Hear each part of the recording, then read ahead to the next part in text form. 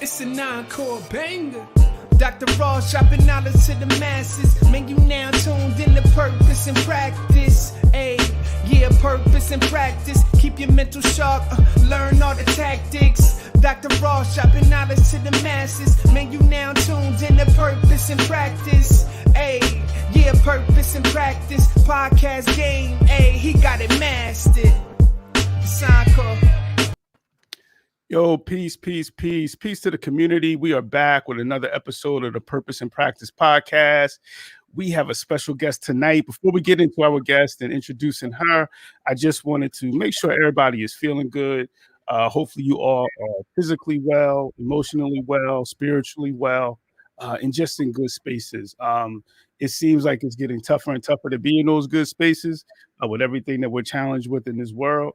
But please make sure you take some time to really take care of your own selves to the best of your ability, man. Whether that's a walk, whether that's morning affirmations, whether that's some type of visualization that you're doing, vision boarding, or what have you. Nothing is too small to do in order to really support your own mental health and your own, your self-value. So please make sure you put in that time in to do those things. We are back with believe it or not, episode number 40. That is crazy to think that we've hit, the monumental number 40 episode. That's one of those milestones. And we're really excited about the energy of the podcast. And I'm excited just about the opportunity to bring a collection of stories to social media, the world, man. Like, these stories are there. And I just felt like it was my job to create a platform to sort of like, curate these stories and get them all in the space so that we can have a collective memory of those folks who are out there doing great things. And it's like, I like to say, a lot of ordinary people doing extraordinary things, because sometimes we're so focused on looking so far for greatness when it's like right in our backyard. And today we have another guest who is a great example of, you don't have to look far to see the greatness in our youth. In this case, someone who I admire the work and the energy that she is putting in. I go back to her as a student, and I remember her as a student, and I also remember her as being an opinionated student, but always able to, real talk, but always able to articulate an opinion in a way that was like just powerful and not like disrespectful and not harsh, not demeaning, but just kind of one of those students who was able to get an adult to rethink some things at some points. And I think that was one of her values as a young person. And I see it, still continuing. And I've been watching her, doing her thing at the local level in terms of, politics and getting involved in education reform and running for a board seat and winning a board seat. That's amazing work, and that takes a lot. And her level of advocacy is something that I want to talk about today. But I'm gonna shut up because the whole show is about Lauren. Lauren, how you feeling? We got Lauren McCaskill in the house. How you feeling? I'm feeling good. I'm feeling great. Thank you so much for having me here today. I'm honored to be a part. I've been watching for a while, and I know we've tried to connect, and I feel like the universe has its own timing. So, yes, I'm feeling good. And thank you for opening that space for self-care and letting people know that is important, especially right now in the climate that we're living in. Word. And I know that that's important to you, and that's a lot of the work that you do, and you'll get a chance to talk, about that and what that looks like in the work that you do in the folks and community that you serve. And yes, we have been trying to get, it's wild, like, because things pop up. It's life, things happen, but I'm happy that we finally were able to connect and we're here. And I always believe that the universe is divine timing. So now is the time. Yes. Now is the time. So what we like to do, Lauren, now that we've done our check-in, make sure we all feeling good in good spaces. We like to, tell stories here, as I said, but we like to start those stories in terms of going back and hearing a lot about, our guests and how they grew up, what growing up was like, where you grew up, and even talking a little bit about your schooling experiences and things of that nature. All right. So, as you know, I grew up right here in Long Branch, New Jersey, on Lippincott Avenue, Pookside, as we like to call Yes, the pool it. Yes. So I am a Pookside baby, but growing up, I felt like Long Branch was a very inclusive community. Right next door, my best friend growing up was Isabel, and she was Portuguese. And on the other side, I had Sophia and Millie, who were Jamaican. So we had a melting pot. So I'll jump a little bit, further to when I got to college. It was a kind of like culture shock when I got there at a predominantly white institution, coming up the way that we did in Long Branch. But my advocacy started at a very young age. My mom had actually reminded me when I was down there visiting her of a story when I was younger. And she said to me, Lauren, this is when I remember, you becoming an advocate and knowing that you were going to, do great things and enter these spaces. We were on 119 Lippincott, and I lived with my Nana at the time. And the garbage men outside had actually left trash behind in the street. And I was upset about it. And I didn't want to get, in trouble or anything. But I'm like, I want to say something. Like, they need to know they can't do that. This is my Nana street. So I opened up the window just a little bit because I didn't want anybody to hear. And I yelled out the window, hey, you want to come back here and pick up that trash? And they did. That's the funny part about it. So they did. They came back and they picked it up. And my mom said that she always remembers that moment when, I'm out there, fighting the good fight and fighting for, equality and education and equity and all those great things.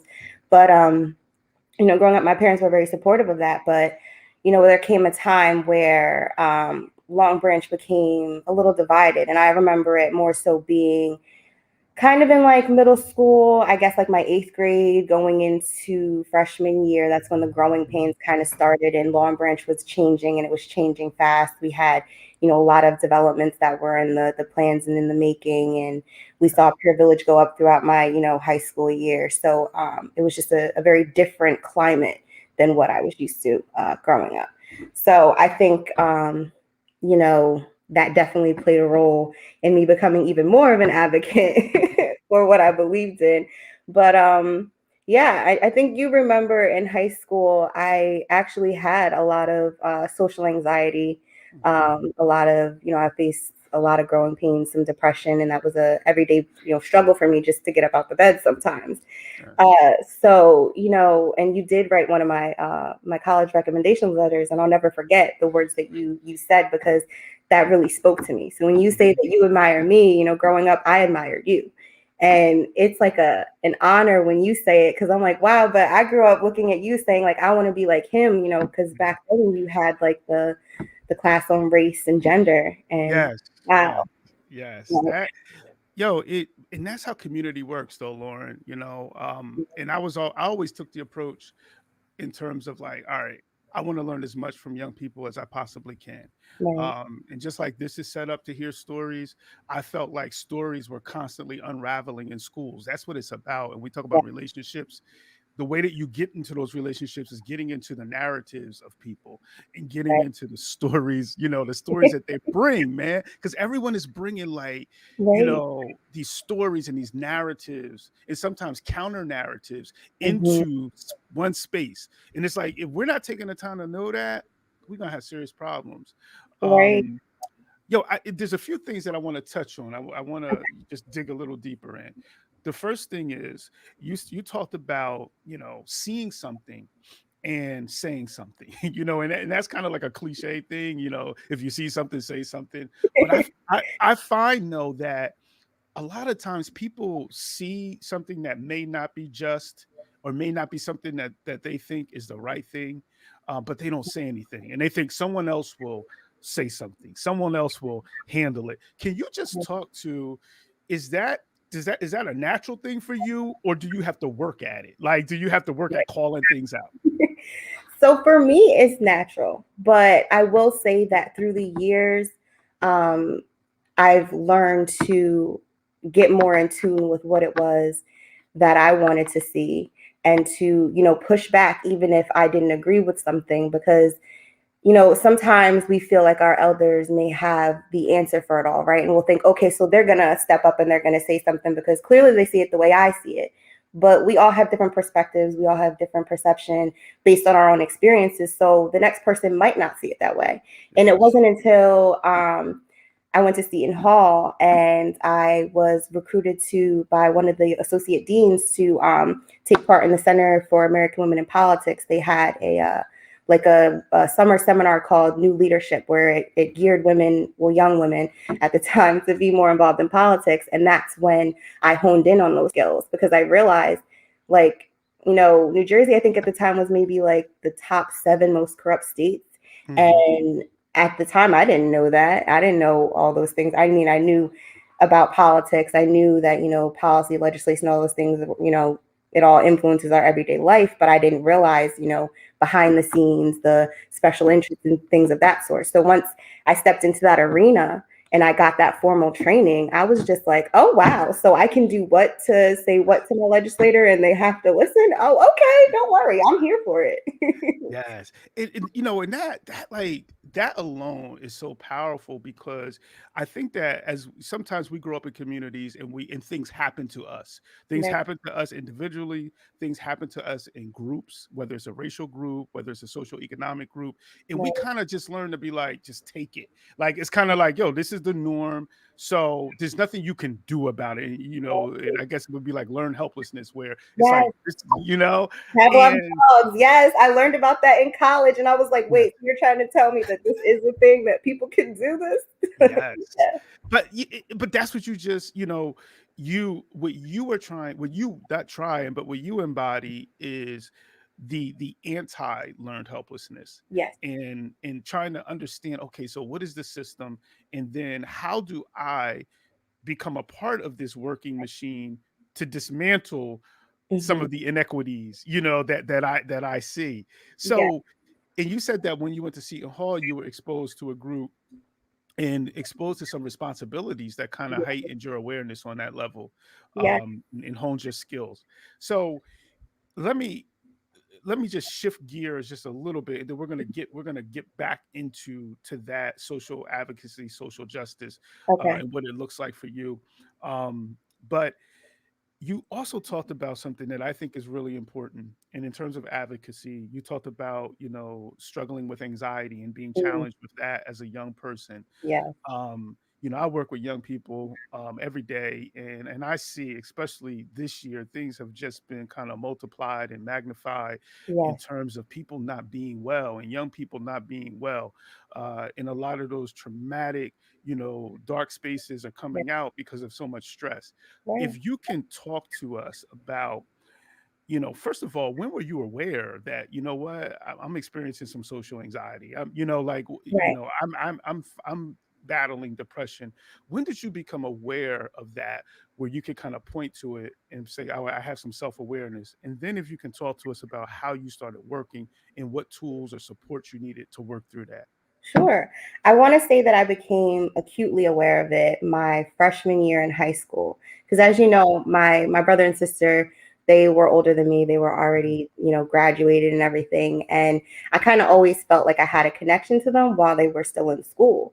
But I'm entering this whole new arena of high school. And, my sister prepared me as much as she could and, introduced me to Mr. Mosey and, gave me all those great connections, because I've always felt like Mosey's room was my safe haven. You would find me just chilling. Yes. So I want to say it was my freshman year. And, I kind of just told my mom, I was like, hey, some days I just feel like I can't go to school because I'm really I don't want to say I use the word anxious, because I don't think at that time that conversation was, mental health and mental health awareness was really at that stage. I think especially in the Black community, we kind of didn't talk about it. We pushed it under the rug. And I just said, I just don't feel like I can go to school because I feel like everybody's judging me, or I feel like I fell short here and I can't go back in there unless I have a win type of a mentality. And I have to give big props to my mom, because she instilled in me some self-coping mechanisms at the time that I didn't know. I wasn't aware of it, but she was like, well, if you feel anxious, I want you to do some deep breathing. Like in the morning when you wake up, before you brush your teeth, I want you to go ahead and take 10 deep breaths. And, she was actually having me set my intention, because she'd say, think about how you want your day to be. and, own that. And then every morning with the morning announcements, I didn't realize it at the time, but we had that make it a great day or not. Yeah, the choice is yours. Right? This is yours. And that would stick with me throughout the day. Yeah. Like, oh, I don't want it to be a bad day, so I'm gonna make it great. So that's kind of how that fell into place for me. And, when I got to a point where I was like, okay, I'm really sad all of the time and I can't control this. Once again, had the conversation with my mom, and she was very open and very like, I know what it's like. I get it. So let's go talk to someone and see what we can do to fix this, because I know my mom loves me to death. So that's when we started opening the conversation in our family and really having the awareness as a family of like, okay, so where are we all? Because if one is feeling it, it can't just be one person, right? So that's that story. So there's a few things again that, and that's why I love these conversations, because there's so much to unpack.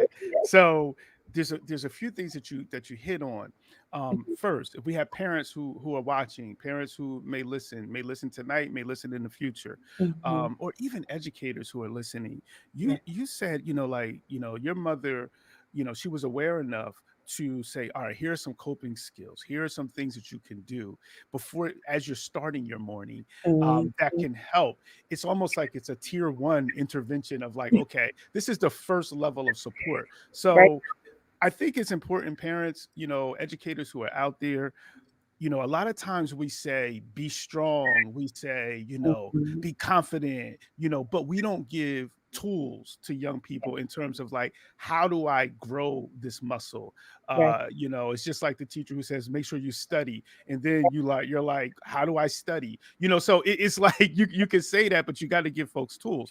So I like what you said about the deep breaths. I like the way you said some things about visualization and actualization.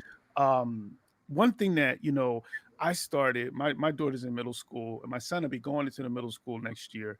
And one of the things that I was like, I started doing with them in the morning, are morning affirmations. It's like, all right, let's start with some morning affirmations early in the morning, as soon as you get up. And when you just said that, it reminded me of that, because, and I said to them, I said, one day you're going to need these types of things to kind of get you through difficult times, So I just wanted to frame that, because I think that sometimes parents, they're looking for, well, what do I do? And it may sound like, oh, that's a corny thing, taking 10 deep breaths. It's not. It's a pause that your body and your mind need. Yes.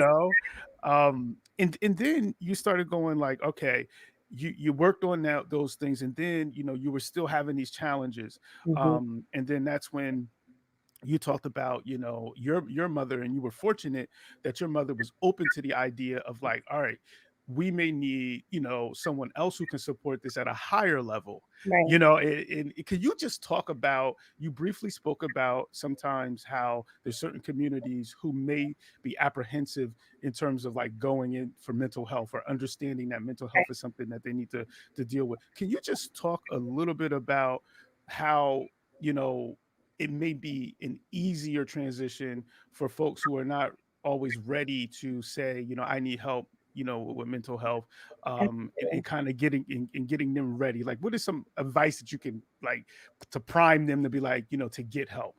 Absolutely.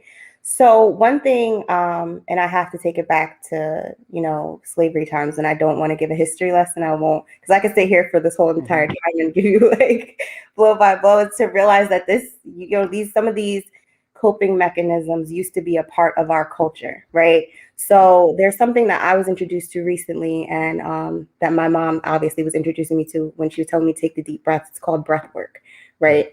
And it dates back, like way back to like, Kemet, ancient Egypt time. And yoga, actually, meditation, those things as well. These were all a part of our culture before, and these were things that were intentionally stripped from us because they needed us to forget who we were, to forget the things that we were doing to make ourselves successful. And then they kind of just appropriated it and made it their own. I won't get too deep into it, but that's what happened. So we need to like think now. If you're if you feel like, oh, that's not really for me, that's like, I know we have the term, that's only for white people. Like, no, it's actually for everybody. And those are coping mechanisms that our ancestors created for us. Those are things that they created, because they were super aware of the human body. I think there's something called the Ka, the spirit, in ancient Egypt.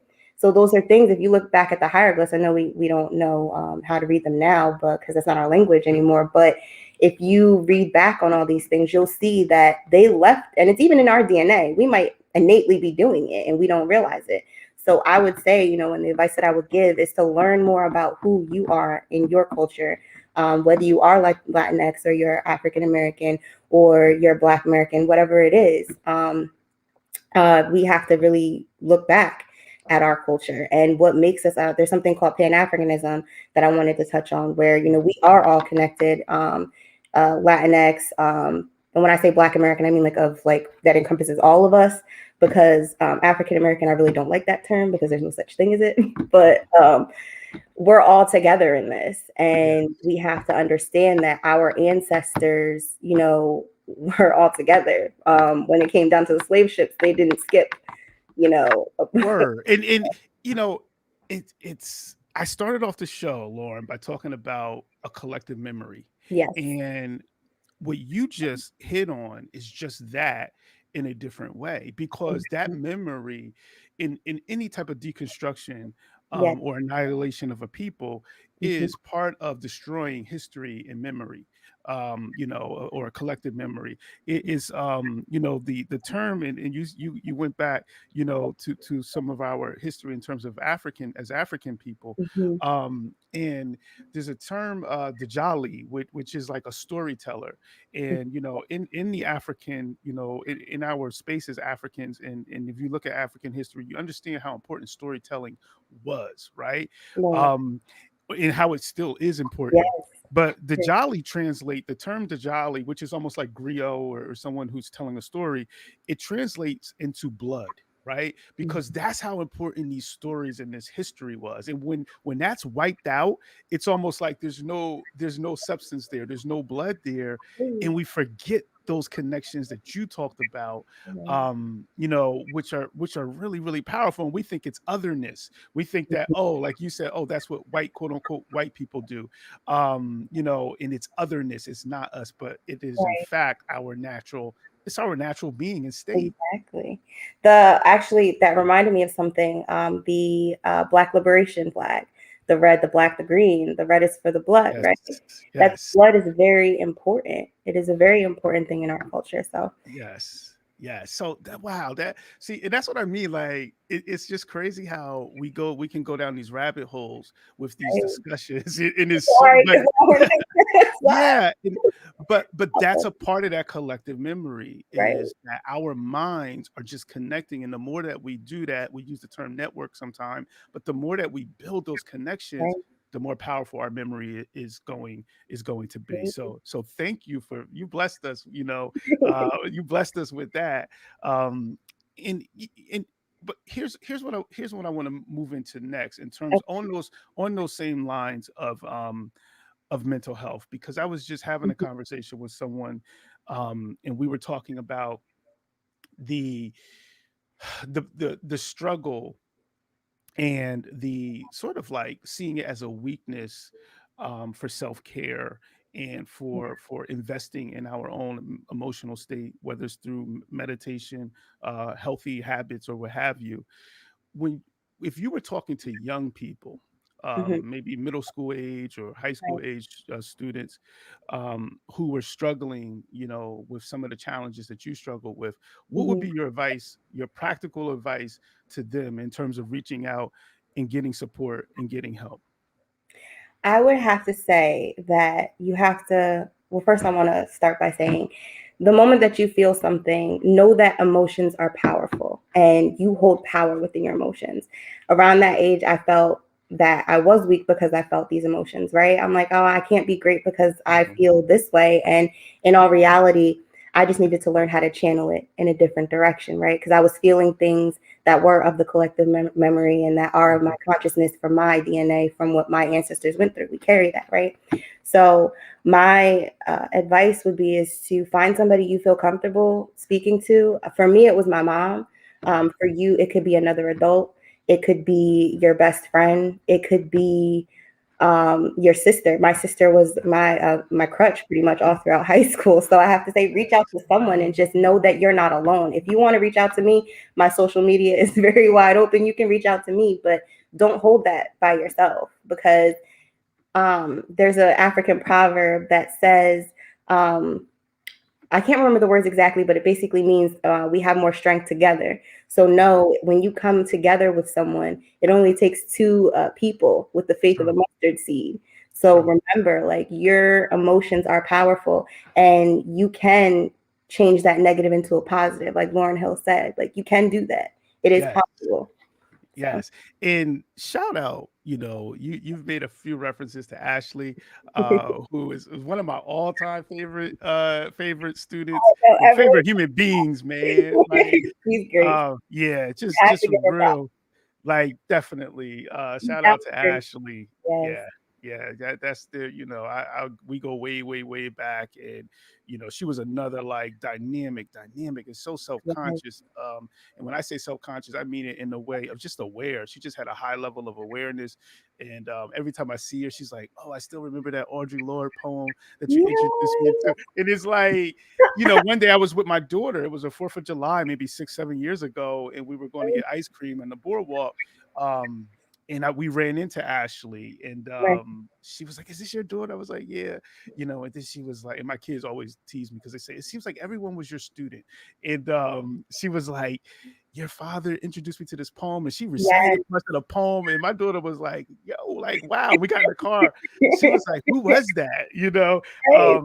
But though, again, because that kind of segues into something that you mentioned. You mentioned Mr. Mosey, and you mentioned teachers, and you mentioned being in his classroom. And the interesting thing about Mr. Mosey, for those of you who don't know, you may not be, Long Branch folks, Long Branch community, but he was a in-school, quote unquote, in-school suspension teacher. But I want you, Lauren, to kind of break down from the way his room was designed to the type of person and human being he was that made you want to be in that space, which was identified as a space for discipline or, like suspension or, right? It wouldn't make sense. Yes. Talk a little bit about that. Absolutely, I will. So, I advocate very avidly for prison reform and combating the school to prison pipeline. And I want to credit that to Mosey because I'll never forget when I first met him. My sister brought me to his room and she's like, "Hey, this is my little sister. She's getting ready to come to high school. Can you just make sure you look out for her?" And he's like, "Absolutely." And I'll never forget, I sat down at his desk, probably like the first or second day of school, and I started organizing his desk, like the inside. And I was like, "Mosey, why do you have all these and I was looking around at all the quotes, and he had the chess board, and he had checkers, and he had all the inspirational quotes on his wall. With prominent Black people, and that just really some affirmations, I believe, even. I'm thinking back at the old high school when he had that one, and he kind of transferred it over to the new high school as well, but there weren't any windows in that room, so it kind of wasn't, looked like a jail cell, and I didn't like that, but I still would go because his energy was powerful. Like, you would walk in there and I could just say, "Hey, Mosey, I'm having a bad day," and he'll sit and he'll listen. Like, Mosey would take time out of his day to be like, "All right, I'm going to sit and listen to you." And just knowing I had that adult to go and just decompress to was amazing. And yes, he might have been the in-school suspension teacher, but his mindset wasn't, "I'm going to discipline you." His mindset was, "I'm going to retrain your brain almost. I'm going to teach you how to take that, like I said before, that negative and turn it into a positive." He would identify whatever issue that was, and he would say, "Okay, so how can you make that better next time? What could you have done?" It's almost like he was diverting our energy and teaching us at that level.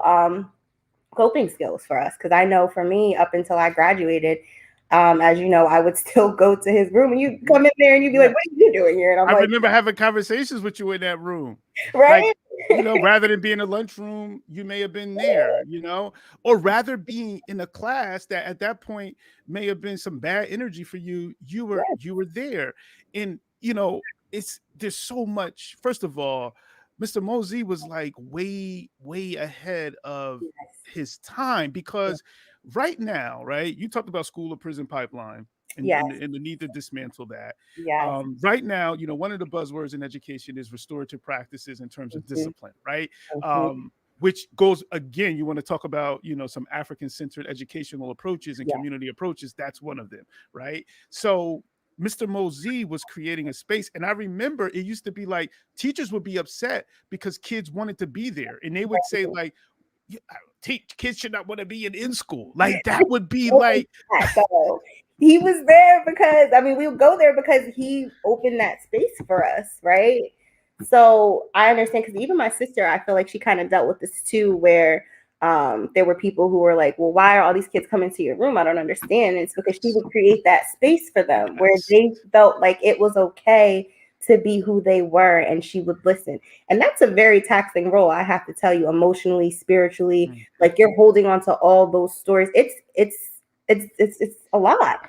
So I have to really give her props, because she was great and phenomenal at what she did, and you know, she's going to continue to do great things. And when it comes to restorative practices, like you said, we have to have some Afrocentric training, right? Or, you know, we have to have something that's going to be able to relate, because you can't expect a student to relate to you if you're not even trying to meet them where they're at. And I'm very big on that. Very, very big on that.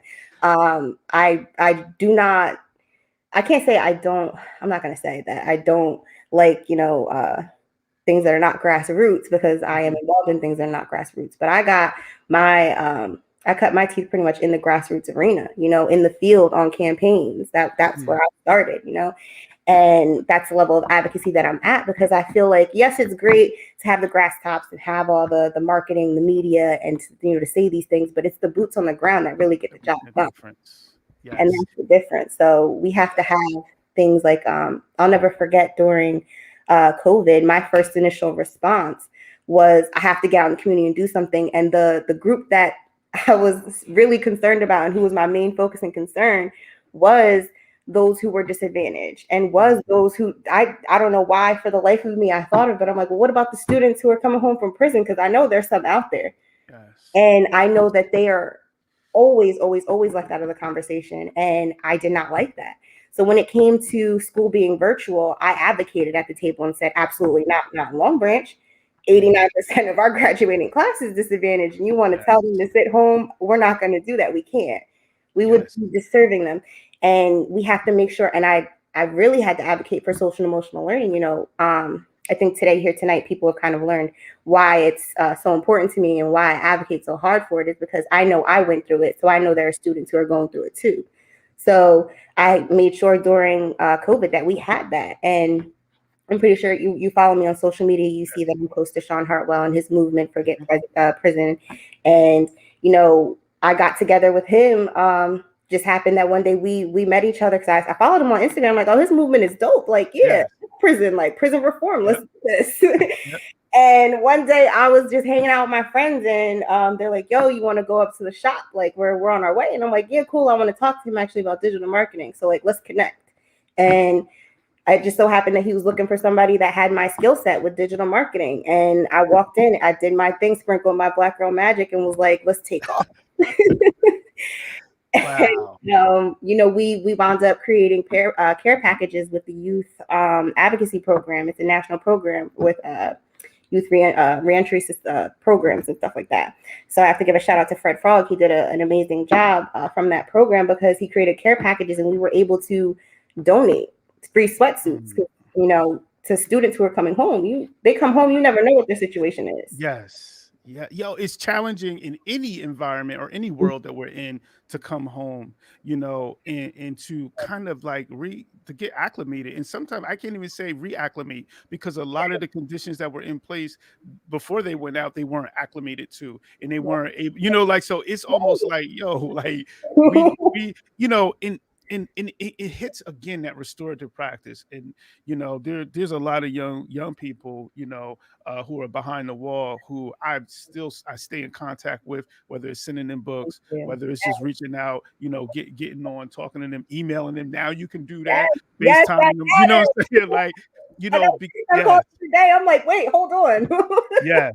Those So yeah, things, Lauren, are important, man, because if we're talking about community and right, building community, those folks at some point are going to come back into these communities. And if we're not somehow maintaining some strong supports for them, it's not going to be a good situation for them, and it's not going to be a good situation for right, community, you right. know? We embrace. I think I forget who I had texted this to, but I said the child that is not embraced by the community will burn the village down to feel its Yes, warmth, right?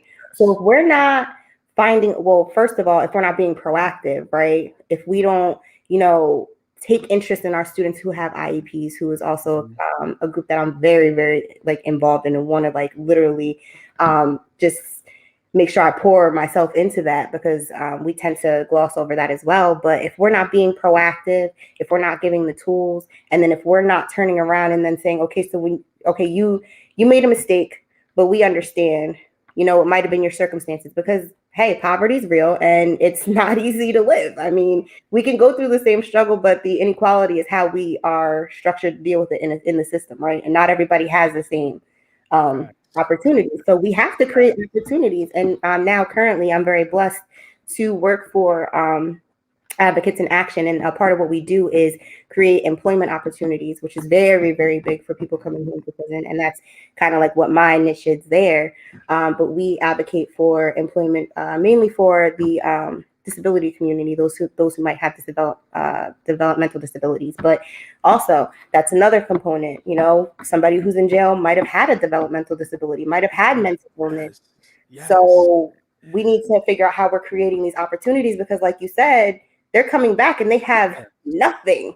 yes. And that's sad. And it breaks my heart because I'm like, some of my family members, I've been touched by the school to prison pipeline. I've been, these are things that have happened, that have, made an impact on my life. I've seen my favorite uncle when I think I was 7 years old when I got my first letter from my favorite uncle, Mhm, and he was a veteran and he mhm. just probably had PTSD and just didn't have the tools necessary to get himself back up because that's PTSD is real. Yes, And no doubt.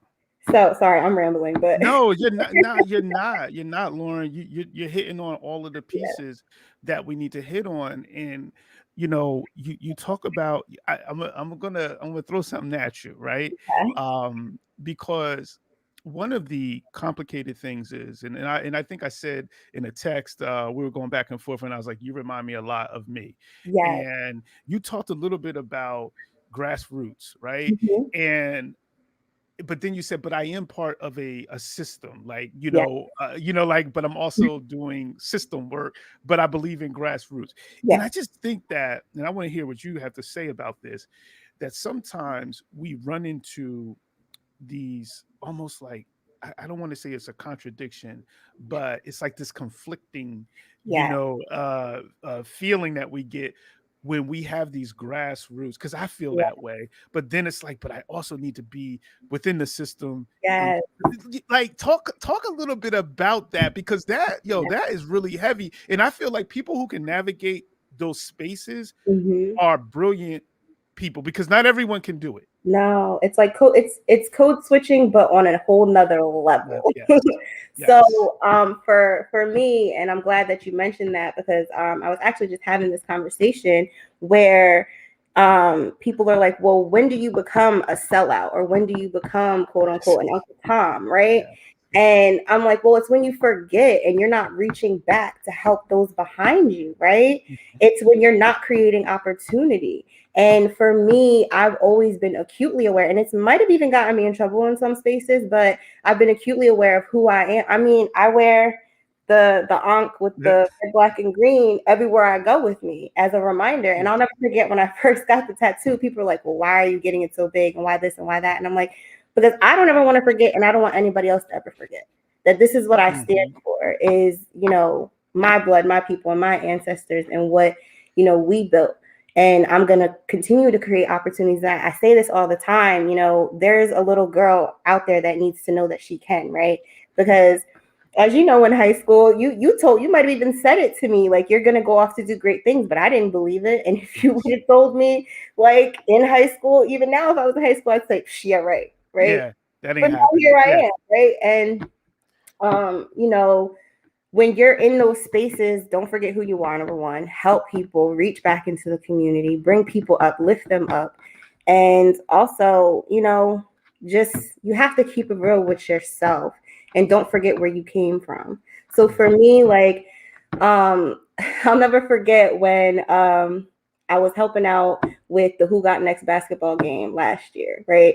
We had a big situation with that, and I have to, you know, really you know, shout out Dante Gilliard and Neil, because they did an amazing job. And I'm so proud of them for what they did and what they've been able to accomplish. But I'll never forget, someone was like, but you're on the board of education. And I'm like, okay, but what does that mean? I mean, this is what I stand for. I grew up with him. I grew up with these people. Like, so I'm not gonna forget that. And if I have to, you know, let it be known that I'm not gonna forget that. Like, I remembered high school, and I remembered the struggles that we went through and that we faced. And like, well, did anybody happen to think that maybe we might have created some of these young adults that we're now that we're now saying wrong? I don't understand. So you know, that was a conversation too. It's like, oh, don't forget that. And like, yes, I'm on the board of education. Yes, I'm on a statewide board. Yes, but I'm not going to forget that my roots are Long Branch. My roots are, you know, I didn't have, you know, a wealthy family growing up. I had a working middle class family, not even really middle class, because the middle class was, you know, becoming like so small by that time.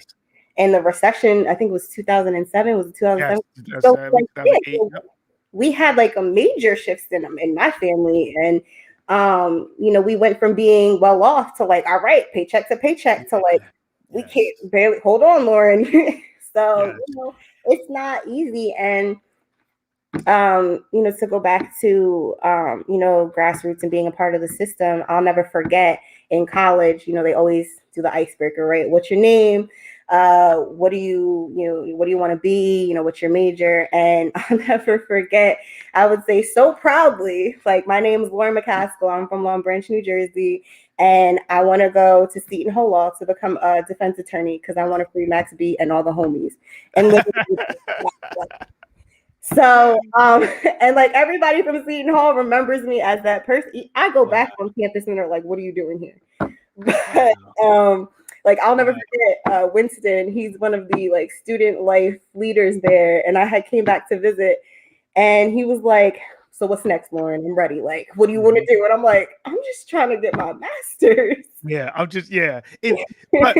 But they know it's bigger, and they know, you know, in that is, and someone, even Faith just put in there, that navigating through, you know, those systems. You have to do it though, because you have to learn the system in order to know what you're up against, right? And I chose English major for a reason. I chose to be an English language major because I wanted to learn how to navigate the language, because English is very, very tricky, and the way laws are written are very, very tricky. And a mentor told me, you want to go to law school? English should be your major. And I did that, right? Yeah. And I see why now, because just recently in Asbury, the way that they wrote the ballot question on rent control, I was just like, how could any person, like, how could they understand that? They don't know what they're voting for. Yes, I want it, or no, I want it. It was so tricky. So, you know, I would say that all the time. And it wasn't until when I had graduated from the New Leadership Program and I got picked up by Missy Valmier, who is a really big Democratic operative in the state. I have to give her a shout out too. She brought me onto Bob Menendez's campaign back in 2011 had to have been, because I just pledged AKA. But I just was initiated rather. So yeah, and then I was on this campaign, and I'm meeting all these high level people, and I'm like, well, why would, and she told me, she's like, well, why be a lawyer when you could become a policymaker? Because instead of fighting the law, you can write the law. Create it, yes. I like that. Let me try that. So that stuck with me. She planted that seed, and it just stuck with me. So, and then when I graduated, she took me under her wing yet again. And, I flourished from there. I would, excuse me. I was her husband's chief of staff when he was a freeholder in Jersey City, and I went on to do really great things and work for a national award-winning public affairs team. And it's just been from there that my career really took off. And it's those people along the way that plant those seeds and people that water them along the way. Because to be honest with you, I like to play the background. I told you I had social anxiety, and I'm like, I want to make that person look great and win, right? And then when it came to me doing it for myself, I was like, I don't know. You feel like the awkward Black girl, like, like, hey y'all, I'm like, but but then once again, training, I got picked up and recruited to be a part of Emerge New Jersey, which once again is a national premier Democratic program to train women, Democratic women, to run for office. And being there, once again, honed my skills, and they just really were like, yo, Lauren, you don't have a choice at this point. You're right on target of what needs to be said in this world, because I truly do believe it is my generation that has to create a pathway for this next generation, right? I think it's Generation Z. Mm-hmm. I don't know. My nephew calls me a boomer all the time. So, but we have to do that because, and for me in college, I had professors like Dr. William Sales, who was really close to Malcolm X, right? He's super radical, appreciated everything that he taught me. And I would, once again, he was like my Mosey at Seton Hall. I would just go and sit in his office. I'm having a rough day. Soak it all in. And he, was like, well, you can't forget who you are, because I was going through a situation, I might have said something, because I wrote an essay my freshman year, and I won an essay contest. And I was first place in the essay contest for the Peter Haversheim freshman or first year student expo, right? Really big deal. I didn't know. I just was writing an essay. Uh-huh. And the title I'll never forget was I did a poetry comparison of Stephen Crane's War is Kind to the discrimination of the African American male in America. And I won first place. So naturally, I pissed a lot of people off. Yes. And I was because it forced them to look at something where, let's face it, here's Stephen Crane, who is a Eurocentric man who's talking about the same things. Because I remember reading that poem and I cried because and that's what poetry does, right? And that's why I love poetry. And it will make you take an internal look. And then I realized oh, wow, this is a lot of trauma that I've seen, that I've experienced, that's going on very close to home. And I can't not say anything, right? Because this matters. And I think the theme of the course, and I'll never forget the teacher, professor rather, her name was Barbara Wisnowski. And she became my best friend. I was in her office too. And when I won, she was like, you did a great job. And I want you to know, because I'm not thinking it's a big deal. I'm just brushing it off okay, I won first place. Thank you for the $100. I can now afford to pay for my textbook. Because I think my brother was trying to get me money for a textbook I needed. And I got to cut 10 more heads, Lauren, just hold on. I got you. So my family really came together to get me through, because that Seton Hall is a pretty penny. And my mentors too, because I got scholarships and stuff like that. But it was real. And we have to remember that too, coming together. When we see, because I think Chris Parker, he gave me my refrigerator. We have to come together as a community when we see these successes. Every little piece, every little matters. And it mattered for me too, because I'm like, okay, people can see me, and that really got me through Seton Hall, because Seton Hall was not easy. It was not. And I had challenged a lot of people. I challenged monsignors who are really high up in the Catholic Church. But I wound up under the wing of so many great people who were like, but this is why she's pushing, so hard. Because I'll never forget, I sat into the English department's chair. I forget her name, but I was struggling with this one professor because he just was like, your work is not good. Like, I'm going to fail you, whatever. And I'm like, well, can you point out what it is that's not feedback good? That, yes. Right. Tell me. And he would literally comma splices, like small little things. And he would nitpick and nitpick and nitpick. And I would just sit there like, but yo, this is a great paper. Yes, the content in this, yes. Right. It was the content that I was writing, which I understand. I set the tone from freshman year. Yes. And a lot of people didn't like that. But and then I went to the chair because I spoke to the EOP director at the time. And I had spoken to Dr. Sales. I spoke to Reverend Dr. William Pritchett, who was near and dear to my heart and still is. I text and visit him often. And they're like, well, you got to go talk to the chair. And I spoke to the chair, and I'll never forget, she said to me, and I used to get this a lot at Seton Hall, you don't look like a McCaskill.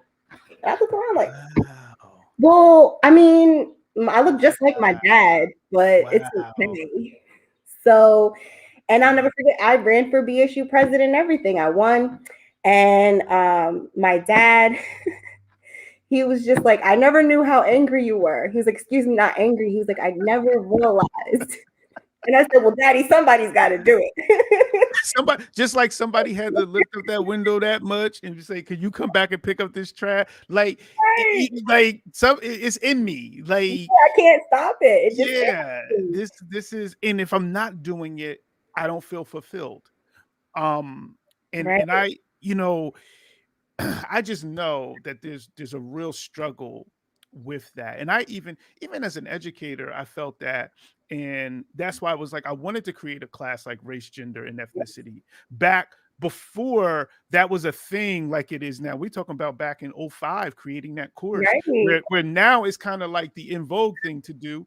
And some people are really doing the work, and then some people are just saying we're doing, they're kind of, whatever. But because I was like, yo, there's gotta be some school that connects. Yes. And that teaches young people the systemic racism that exists in this country. And then not only that, but the history of it, because you touched on, like laws and how laws are written. And you said English, but let's just break it down simpler. Literacy, right? You just look at, and when you look at literacy and you look at the literacy rates of Black and brown people, not only in this state, but you can look at it nationally. And you see, groups who are reading under 30% in terms of reaching, proficient levels in reading. And then you start looking at these laws. And you start looking at voter suppression. You start because I was going back looking at some of the tests that were given to voters, like prior to at the Juneteenth in Long Branch, the real Juneteenth event. They said that the jar of jelly beans, and I'm like, well, who would do that? Yes. Yeah, like to guess them, and then this tricky language, and it's like, I'm sitting here with a whole PhD, and I'm like, yo, I would have failed this test. Like, there's no way I'm passing this test. But that then bridges into policy. And I think that I would love for you, and it's so great because next week I have some more. I have board members coming on next week from another county here in New Jersey who are going to be joining in, and I'm looking forward to that conversation. But because I didn't start understanding policy until I really became an administrator. Like I was a teacher, and I was like kind of doing what I thought was right and pushing for things that I thought was right. But how did you, the policy piece is so important. If you had to kind of just break down like why policy is important and how people can impact policy and policy change, ordinary people can do it, and they don't have to run for office or something. No, How can they impact? If you could just talk a little bit about that. absolutely. So, policy as we know it, right? If I were to say tomorrow that I want there to be a law where, well, actually, I'll just point out the Amistad law, right? We have to learn about the history of slavery, but in the state of New Jersey, not everybody's complying with that, right? That's going to have a ripple effect. As the Jim Crow laws had a ripple effect, as soon as that policy goes into effect, it matters. And it's going to ripple out because now, okay, so in Long Branch, we do implement that, right? So now our kids are going to have that awareness, and that's going to travel with them, right? Through generations, right? Every child that learns that curriculum is going to learn. Every child that doesn't is not going to learn and could possibly be, be deserved in that sense because they don't have that self-awareness, or they think they have a misconstrued view of the world. I'll never forget, my middle school history teacher, her name, it was Miss Monaghan at the time, but she's Miss Esposito. She had put on the board, it was the map of the world at the time. And Africa was shown as being like 10 times smaller than the United States, right? Yes. And in all reality, Africa is 20 times bigger than the United States. So that's how they're presenting it, and it's almost like brainwashing, right? It's almost like, okay, so now that's good. That took place because that moment, right? It was a ripple effect for me. I remember that, right? And I took that with me. So now I'm like, all right, I know this, and I know it's true, and this is, this is now who I am. This is what that created. This is, an event that created who I am today. So know that policies impact you, and they will continue to impact you, and they will impact generations after you. And it's important to be in tune with them, because if you're not, you have no idea. Like, I'll give this example too. So I'm always telling my friends who may have been in the prison system before, I'm like, yo, register to vote. You can register to vote now. And they're like, well, why? I said, well, I'm gonna tell you why it's important. I'm saying that law that put you in prison, for having, I don't know, like a pound of weed or whatever it is. I don't know what's legal right now. I'm going to be honest. I'm just throwing a fictionary number out there for, some context. But, that could have been changed because, at one point in time, marijuana was legal in the United States. And, there's a conspiracy theory that the paper and I think it was the paper industry and the synthetic blend industry came together and was like, we can't have that. So the way that you can impact it is something called lobbying. And to simplify that is kind of like I'll say advocacy, because that's basically what it is. You're advocating, right, for what you believe or what you think should happen. You have enough people that come together with a petition, or who even just show up at a board meeting and say, hey, I want all the purple crayons taken out, and here's why. We have to listen to you to take that into account, right? So know who the power players are. There's something called power mapping that I do, right?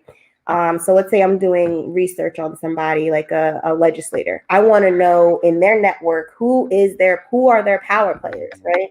And it's really simple, or just by even knowing who your elected officials are in your town. I make myself very visible, very transparent. My social media is always available. I would put my phone number out there, but let's just say I tried that once and I don't want anybody to.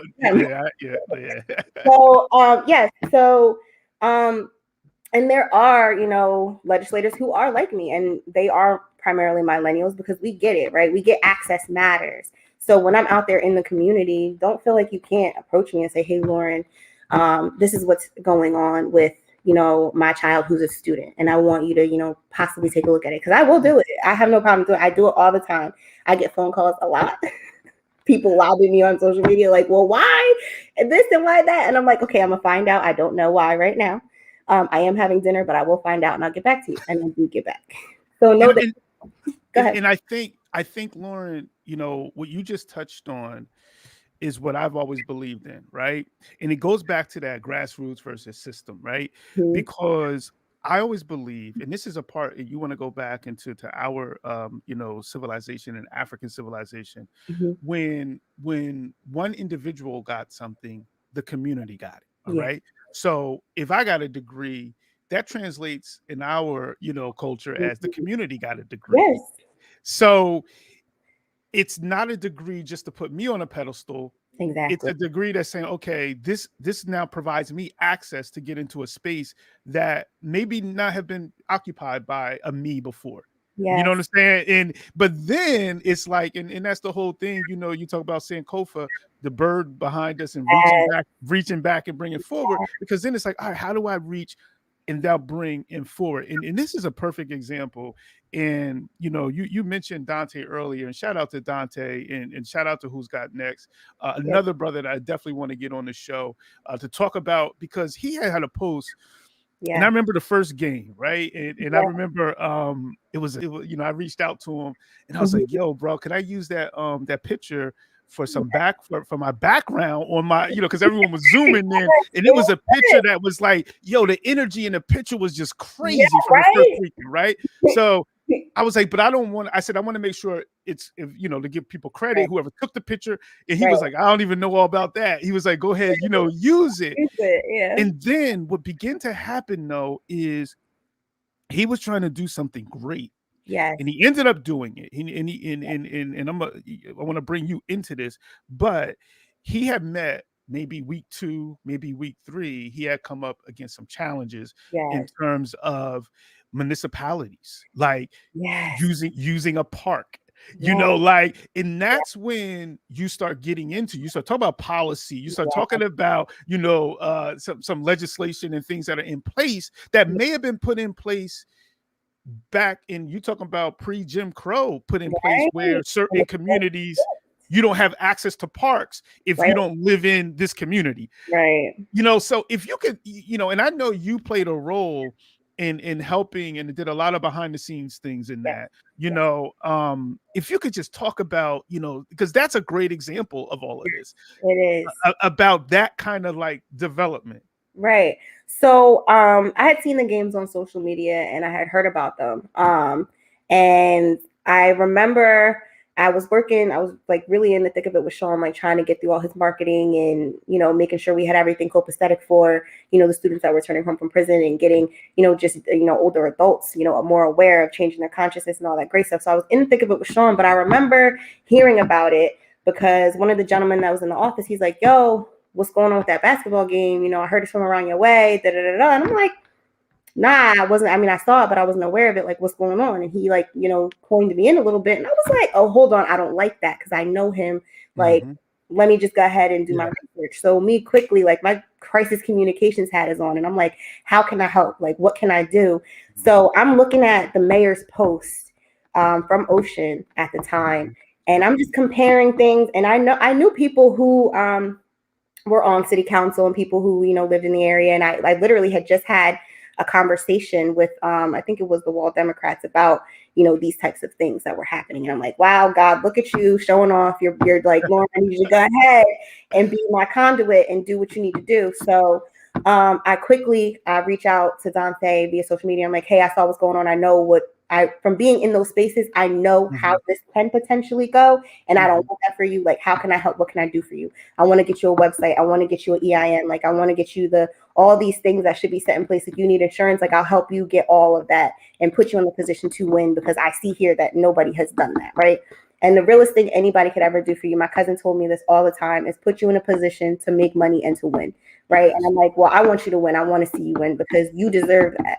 So, what I had done is I had reached out to my network and I'm like, hey, I want to get a meeting with this person. I want to get a meeting with that person. And I used my platform and my leverage that I have being in that arena and saying, like, you know, well, this is what he was trying to do. I know that it got misconstrued because there was no crowd control, because nobody would work with them because they had already had a reputation out there. And I'm like, that's not what they're trying to do. If you would take the time to maybe, you know, I put together the business plan, met with, you know, city officials and Long Branch and everything. And I'm like, well, this is what we're trying to do. And this is what we should be allowing him to do because he deserves to have this shot, you know?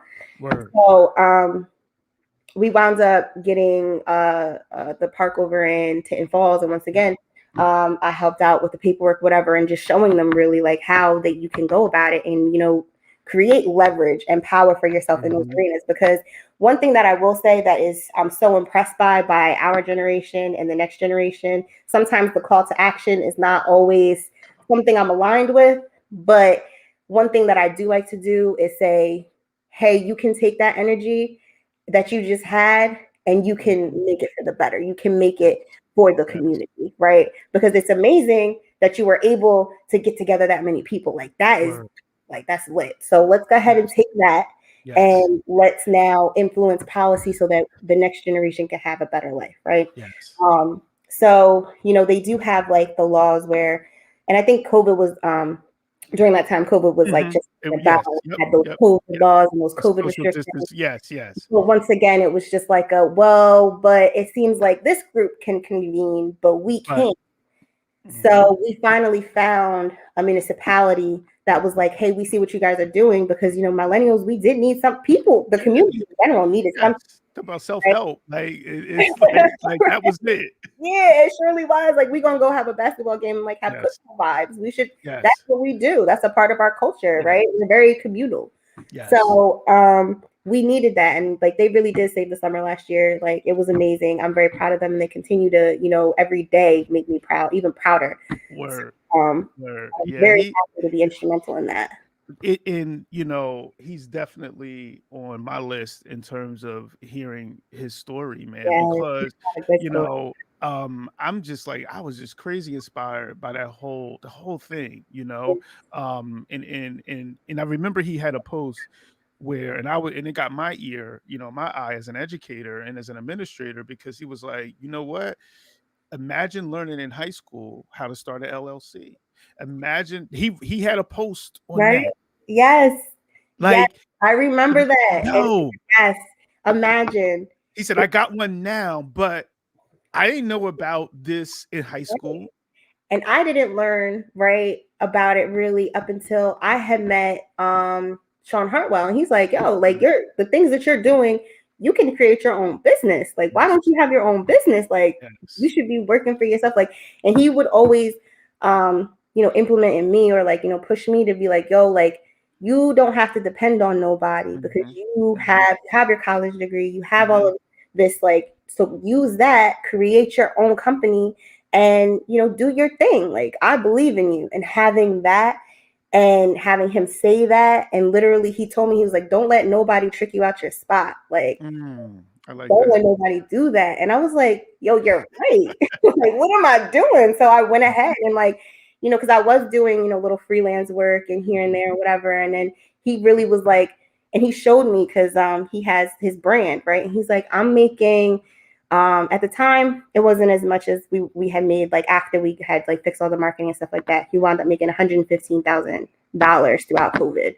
And he still is like pressing on. But at the time, he was putting in like $2,000, like $3,000. I'm like, wait, hold on. He's like, marketing. He's like, you already doing it. Go ahead and do what you got. So then when he showed me and taught me that, I took that and applied it and was like, I need to help other people with that, right? I don't necessarily want to, you know, be the person, you know, doing all, you know, all the like paperwork and like whatever, but I will be the encourager and showing you can go on this site. Go ahead. For $125, you have your own company and it's yours, right? And that's so powerful. It's like, you know, it literally is taking control. You know, there's a term I love in psychology, locus of control. And you know, and there's a lot of spaces that we feel, and we are sometimes conditioned and made to feel that we don't have control over outcomes, and we don't have control over how we enter spaces and how we occupy spaces. And when you grab that control, and it's nothing like feeling that walking into a room, you know, like, and now it's like, yo, now I think I walk into a room, I'm a business owner. Like, whoa, like you get a whole nother swag. Like, yes, I have a legitimate business. Yes. Yeah. So and that is the purpose, Lauren. We talk about purpose and practice, but that is the purpose of this platform, is to bring those stories to life, because not only to life, they're already live, but to bring them to a platform and to bring them to the world. Like, yo, these are the collection of stories, so that young folks can hear them and be like, yo, I can do that. Because there's some middle school, you know, kids, elementary school kids who are watching those games and they're like, I'm next. I'm next. Like I got next. Like how can I can take that now to another level, you know, and that's one of the things that it becomes about. How do we, and I want to hear your take on this. Mhm. How do we now grow that younger generation, and Right. how do we prepare those who have to take over after us? Yeah. If you could just talk a little bit about the importance. You shouted out so many folks who have mentored you. Yeah. If you could just talk a little bit about the importance of bringing up those who are behind us to make sure that we're creating, you know, Yes. the next level of, you know, whatever it is that we're doing and you're doing now. Yes, it is so very important. There is a quote from my favorite movie, Inception, right, which is all about ideas and like, you know, it's a little psychological thriller, which I love. But the quote says, "An idea is resilient and highly contagious. Once an idea has taken hold of the brain, it's almost impossible to eradicate." Right. Love that. So, as a mentor, because when I was at Seton Hall, I also was co-founder of a mentoring program called Schooled, which I talk about highly of. It's still existent. Monica Hall, amazing. She's like my soul sister for real. But what we would do is we would mentor the youth, and that's how I got the name Miss Lauren, like Lauren Hill with the Y. Right? They used to call me Miss Lauren, and they would spell my name with the Y. And I'm like, all right, if y'all want to change my name, I'm with it. Like, it was my Instagram name for mad long. That was my brand. I was like, there we go. I'm Frank Lucas now. But anyway, that was my brand, right? And you know, it was important for me, you know, when I walked in that room to be transparent and to tell them like, hey, this is what I went through. And I know you probably are going through things similar, but I'm here to tell you that, hey, look at me now. I'm at Seton Hall University, a D1 school. I had a high school guidance counselor look at me and say, because of my attendance or whatever the situation may have been, because she might have been, you know, a little prejudiced, who knows what her thinking was, but she told me, you know, you're not for your university material. And I'm like, well, I was in the gifted program from like kindergarten up until high school, and I selectively chose not to be a part of that program anymore because there weren't enough people like me. I was like one out of like 3 or 5 Black students in the classroom, and I didn't feel comfortable. I wanted to be with my peers, right? So that was a choice that I made, not that anybody made for me. And I just looked at her and was like, all right, I got you one day, ma'am. Right? So, you know, words matter, and especially with students, because we'll remember, you know, and we're very impressionable. And one thing that I do all the time with my nieces, and you know, my friends' children, just any child that's in my presence, is I make sure I tell them that they're amazing. I make sure that I have them, you know, say affirmations like, you know, I am kind, I'm smart, I'm important, I'm strong, because they're going to remember that one day, right? And I want them to look back and say, you know what, Miss Lauren was right. I am strong. You know, when you have that moment where you feel like I can't do it, you know, I want you to think back and I want you to have that affirmation. I would say this to my students you know, when they were in high school at Central High School with School. I would say there's nothing that you can't put your mind to and do. Like, we hosted sit-ins. You know, the climate in Newark is very different from the climate in Long Branch. And I kind of wanted to bring a little bit of that advocacy here. And I wound up being a board member instead. But in this way, I'm able to more so, you know, influence the policy, which is probably better for the students here, for me to be there so that they can see that. Because I'm not going to be on the Board of Education forever, right? I need somebody to see it and say, I want to run. Yes. That's what I need. I need you, because I'm tired. No, I'm just kidding. No, but you do. But that's the importance, though, Lauren, of developing that pipeline. Yes. Because if you're not developing, when you have to go into another space, right, there's no one that's going to fill that void.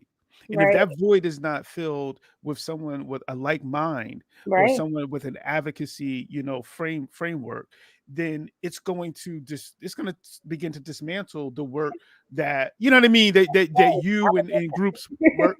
So that, you know, I just think, and you shared the infamous, and it's like, so many of us have that story. I have that story. When you start talking about being 4-year college material, and that's one of the reasons I gotta say, that's one of the reasons I wanted a PhD, because I was like, yo, Love ain't that. nobody, listen, I'm Right. gonna get it all. I'm getting it all. Like, I was like, I'm coming for everything, because it was there were too many people who were saying, yo, go to Brookdale. Right. It's Brookdale for you. It's Brookdale for Right. you.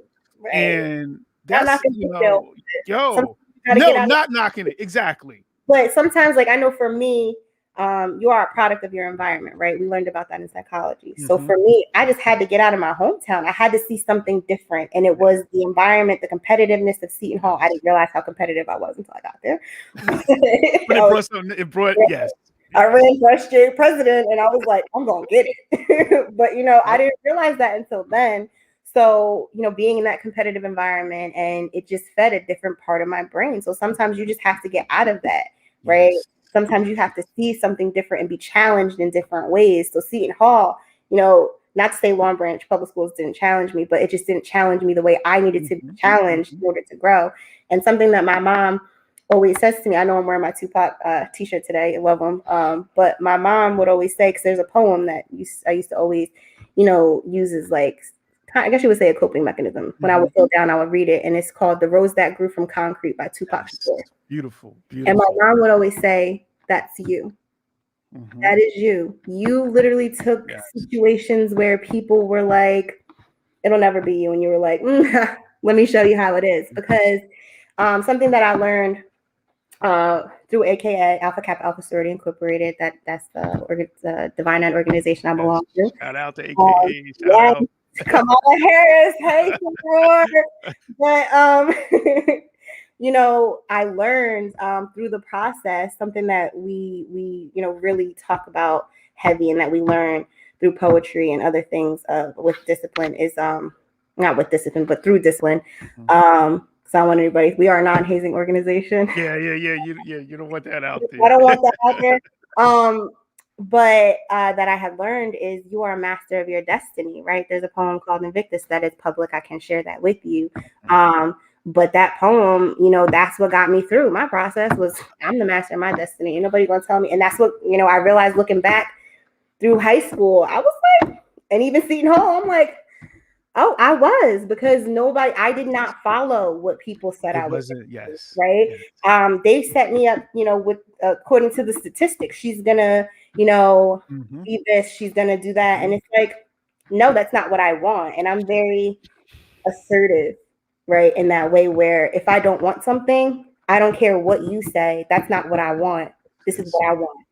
And if you can't give that to me, then we could part ways. You could do, but just know that that's not for me. That label you want to give me, that's not for me. So it's more and more, the more that we talk, the more that when I had reached out, I was like, you remind me, there's so much that reminds me of me and you, that I see in you.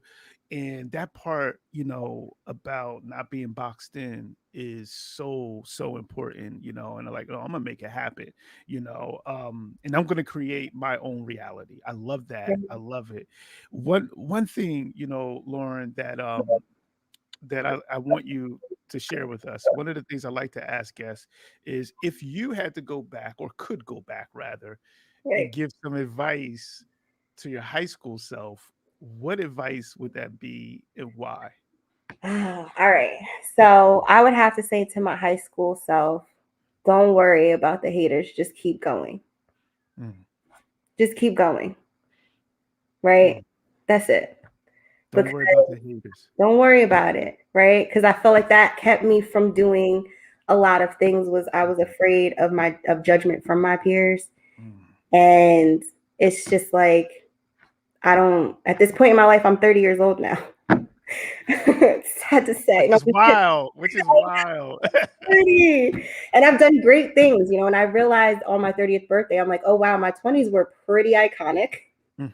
I managed to do some really amazing things early. And I'm like, so now I'm going to take everything that I learned. Of course, I made mistakes. We make mistakes. We're human. We're imperfect. I'm going to take everything I learned from my mistakes, and I'm going to apply it to my 30s. And I'm going to intentionally make.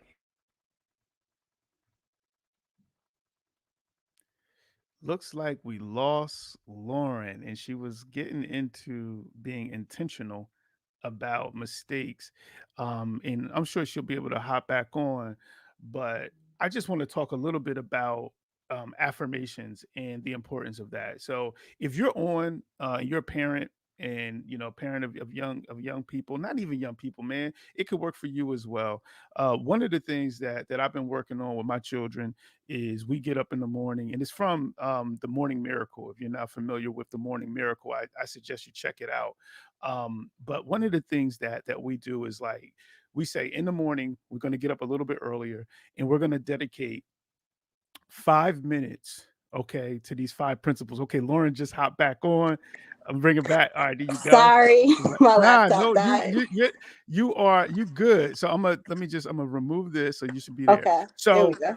but if you could, you were just getting into, and I was thinking on my feet as all good teachers do. So I started segueing into something Thank you, else. I was thank like, you, thank you. until she get back, because you was going in, but you were talking about going, Great. understanding mistakes and Yes. pitfalls and challenges that you had, but then kind of reshaping them and turning them into growth. So if you could just Right. continue on that.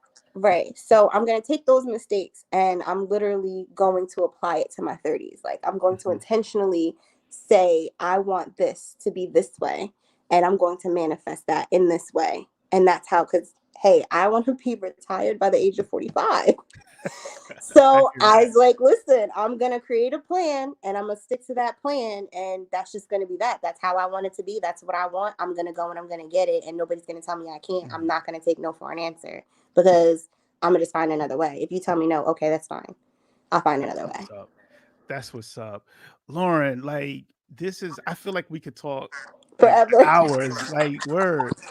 um I'm so as I say, I stopped using the term proud and start using the word inspired, because you and those who I've had opportunity to learn from, as young people, you bring life to me, because it makes me know that, yo, it's happening, and the Yeah. work that we do and we wake up and do every day, it makes differences.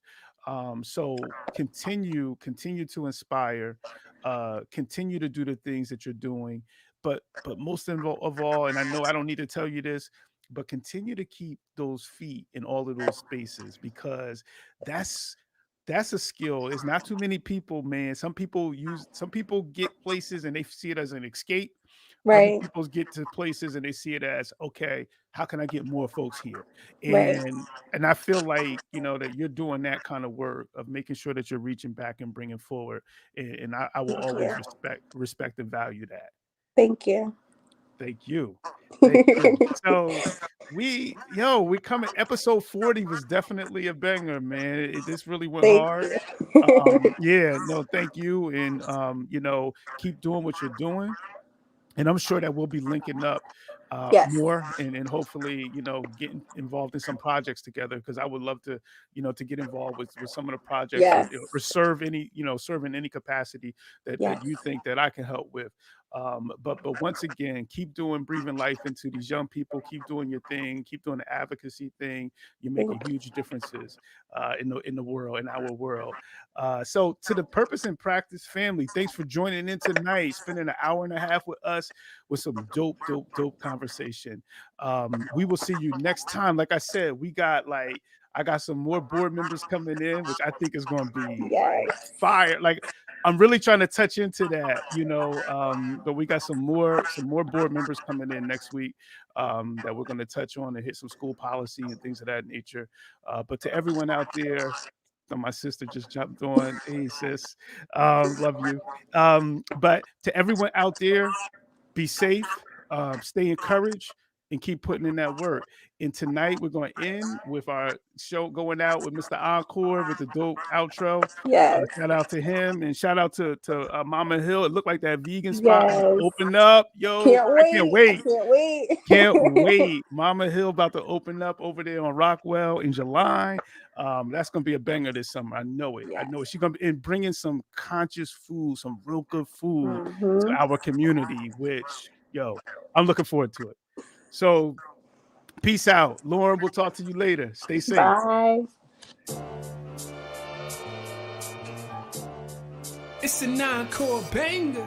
Dr. Ross dropping knowledge to the masses. Man, you now tuned in to purpose and practice. Ayy, yeah, purpose and practice. Keep your mental sharp, learn all the tactics. Dr. Ross dropping knowledge to the masses. Man, you now tuned in to purpose and practice.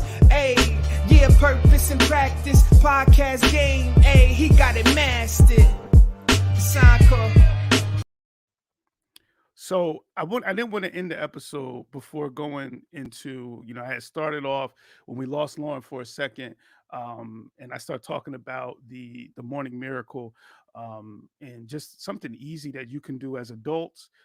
You could do it with your children. I think it's really important. So basically, and there's a book titled The Morning Miracle, but the author is escaping me right now. But there's also a documentary, if you're more into documentaries as opposed to books. There's a documentary on, I think it's on Amazon Prime that you can check out on The Morning Miracles. But simply, here's what we do. One of the things that I started finding that was really important was like how we start our day. So the author of this book, he did a lot of research and was trying to find out how do highly successful people, like how do they become successful and what are some of the key ingredients. And he came up with these 5 principles in terms of like, these are the things that highly effective people do. But not only do they do them, but they do them before like they start their day. So they're up in the morning and they're doing this. All right. Thus the term morning miracle. So the first thing that he said is they're in silence, all right? That they spend time in silence. So silence can also be like meditation. So if you think of silence, you can think of it as meditation. You can think of it as a stillness, okay, that you're creating in your mind and mentally. So a lot of times when we wake up, the first thing that we do is check our social media. We open up our phone, we look at the news, and like automatically we are bringing to our brains like in some cases negative energy, all right, and we're starting to frame our day by checking these things early in the morning. So he says, yo, just spend the first 10 minutes into silence. So we do 10 minutes of silence of meditation. You can use meditation apps, or you can just say, just close your eyes and think of positive, experiences, or think it or visualize what you want to get out of the day. Or you can use apps such as like Calm. Like I use Calm. I like that because it guides you through meditation. And then even my kids, I have them going through it. So that's the first thing that we want to do. The second thing that we do, so we do 10 minutes of the meditation. The second thing that we do is affirmations, right? So what I've done is I've found like these positive affirmations, and there's 30 of them that we read each day, right? So we read them. We take 10 minutes of reading these positive affirmations and kind of like just getting that to soak in. And the beauty of it is that after a couple of days, like when my children, when they're repeating it, it's like they're almost able to say it without me saying it first. Like it becomes ingrained, because just like negative things can become ingrained in our minds, positive things can become ingrained in our minds as well. All right. So that's the second thing is that we do affirmations, right? The next 10 minutes that we use together is visualization. All right. So one of the things that I did was one weekend went out and got materials for them to do vision boards. Like we created vision boards. So these vision boards got magazines and everything. They cut out things, that they wanted to accomplish, or things that they were passionate about, and we pasted them onto the board. So they created these vision boards. I went right to Michael's and got it. Didn't cost much money. $10, you can get everything you need, the poster paper or whatever. Get some magazines if you have old magazines or newspapers. So they create the vision board. So we spend 10 minutes talking about the vision board that they created, and then they get a chance to discuss certain items that they have on the vision board, right? So after that 10 minutes, we move from visualization, we move to exercise. All right. So it's like 10 minutes of exercise, like highly successful people. And I'm saying 10 minutes because I want to get this into 1 hour, but highly successful people are exercising. They're taking self-care through exercise. So we do, and I just pull up that app. If you have smartphone, which most of us do now, pull up that app, 7 minute, I think it's called 7 minute exercise or whatever, but they have these exercises that you can do in your house, in your living room, in your garage, what have you, your dining room, where you can do these exercises without weights or anything like that, more calisthenic basis exercises. We knocked them out in 7 minutes. All right. So after the exercise, the last thing that we do is it's called scribe, and that's because of the acronym that it spells out is saves, but I'll get into that. But the last thing is scribe or write. So we spend 10 minutes writing, and a lot of research supports the best type of writing and journaling that you can do is called gratitude journaling. All right, and that's basically simply saying, talking about things that you feel blessed for having, or talking about things that, or writing about, not talking, I'm sorry, writing about things that you are grateful for. So what I'll do is just put up a gratitude prompt.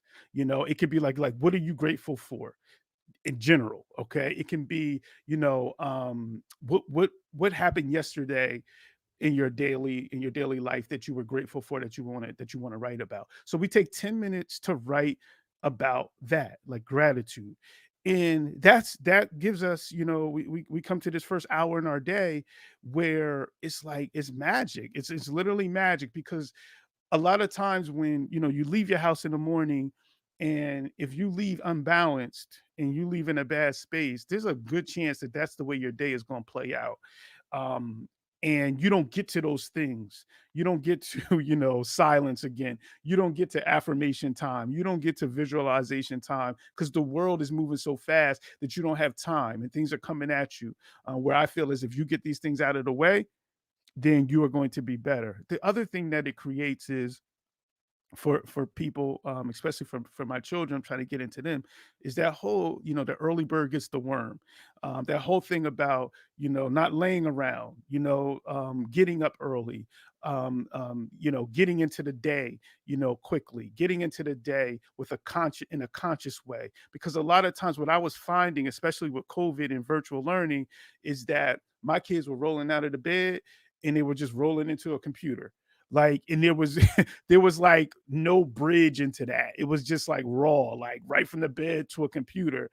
And I even found myself doing that. And I was like, yo, this has to change. So I was like, but how do we change it? We have to put in some routines in there. So that's the whole science behind, when I was talking about the morning miracle, and when I was talking about, putting those 5 things in place. I think that, it can be something that can be a game changer, man, and something that I think that's doable, and you could do it as a family. I think that's the beauty of it, is like you could do it, as a family. So I don't want to ramble on too much, but I just wanted, I didn't want to leave that, out, and I wanted to come back and hit y'all off, because I think the closure is very important in teaching. So I didn't want to dangle that out there and not break it down. But once again, hopefully, if you had a chance to check out the show with Lauren McCaskill, hopefully you appreciated it. Such an inspirational story of a young person that is just doing amazing things. With that said, peace out to everybody. Those of you who stayed on to hear more about the saves, thank you for checking them out and listening, and hopefully it works for you. And if you want to reach out, if you have any questions that you think I can help with, feel free to reach out. With that said, peace out, and I'll see you all next week.